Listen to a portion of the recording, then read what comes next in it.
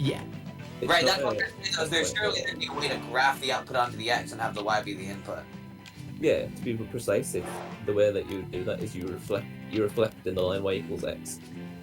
I don't know that. I'm not gonna lie. It's literally what you think. You reflect. You know, like I know the concept reflection. You know what I mean, like on a conceptual level. Well, that's about it. Yeah, you basically just draw. It's getting a bit technical, but you draw a vector at 90 degrees from your. So if you have a point that you want to reflect, you draw a line at 90 degrees to the line to. Oh, this is some dot product shit, huh? No, you don't need not to dot do product. Doesn't dot product have something little bit of? You literally just mirror it. So suppose you've got your point and you've got your line you want to reflect in. You draw a line at 90 degrees to the line from the point. But then you keep going, so you like double the distance, and then your point's on because your point is the same distance and angle on the other side of the line, right? For a reflection job. I will say I'm lost. It's hard to say this. It's hard to say it in English. It's way more obvious. Yeah. There's basically what you're saying is there's a way to achieve the same of result as having the output be not Y. Yeah. So when you can figure out what it would be in any given situation. So what I'm curious is when you were doing a function like in Desmos with the gem radius and you were doing 1 equals, what is that representing? Like, because obviously the range of the thing you had was 1, right? But how does that work? Because you're graphing on a 2D plane and it's like it makes it a little bit more abstract, like the way you think about it. It's still an equation. There's still x's and y's. You plug in an x value, and then you rearrange until you get the y value that works. Yeah, the idea is that you have to find the x-y pair that will make this equation true. Like for any given x, there should be one y value that makes it true. And how? Yeah, it depends. But like when you're going into like just basic like what's the word for like functions that are like normal like that? One-to-one. Yeah, the one-to-one functions. Or also invertible. Those things are equivalent. Yeah. And so it's just that you can represent not any, but like most functions that are like 1 is equal to like x plus y, like you can rearrange that to be y is equal to -1. Or whatever it would be.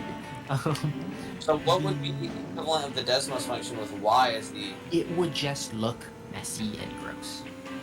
I'm just trying to understand what that means. We'll have to talk about that more one day because it feels like what the gem range graphing thing does in comparison to like graphing data on an x and y plane. It feels like that's a whole separate thing.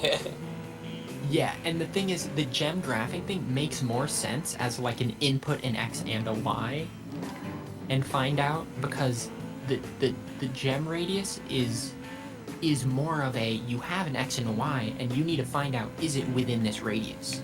It's not you have an x and you need a y output. No, that makes sense, but what doesn't make sense is how that relates to the way these graphing calculators graph based.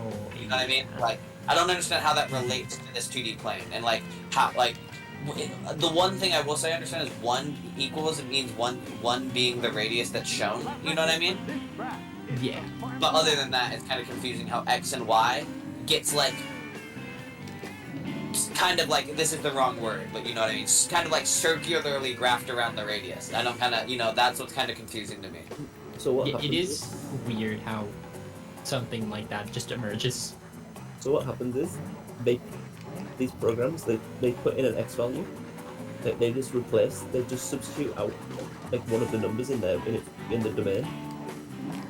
As in like they replace x with one of those numbers, right? So let's say 1 into our hexagon equation.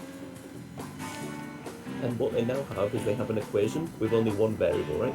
There's only a y left. The only variable left in there is y. It's y in a load of floats, yeah? Okay. And what they then do is they then solve that equation. They then just rearrange until it's in the form y equals or something. They just find the solutions, the y's that satisfy that equation. So Desmos just automates the whole substituting a million different x values into it. Yeah. So this is the opposite of equation simplification, basically. I mean, in practice, probably what's happening is they're doing some algebra, but also some of it's brute force. Like some of it is literally like numerical methods where they're basically like approximate, like doing really precise approximation. You've won the race. Mm-hmm. Yeah, I guess I still don't quite understand what it's approximating. Whichever y satisfies the equation. Conception. So, I understand what you're saying. It's just that we conceptually. can talk about this, but a bit more concretely. If you get the hexagon equation, for example, on your screen. More what I mean is, I guess, the thing conceptually. Let me bring it up. The thing that conceptually it makes not a lot of sense to me is the whole solving for what y should be.